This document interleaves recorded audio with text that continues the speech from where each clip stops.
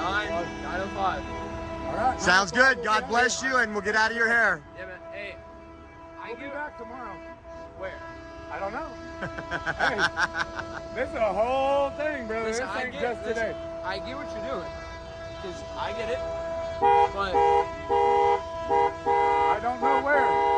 Hey, I we're don't not know what pulling the BLM shit and blocking the whole freeway. We made sure we had stuff for the emergency personnel. We should allow some form of traffic. Yes. So we'll be back tomorrow. At somewhere at some point. Oh, the trolls are gonna be so triggered, because when you respect law enforcement and you do your First Amendment rights peacefully,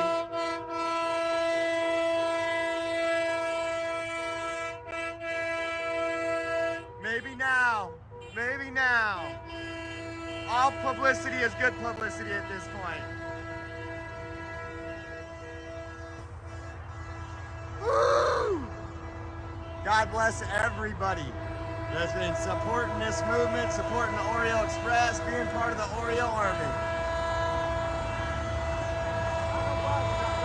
Everybody has emailed, has contacted their congressmen, senators, and we have continued to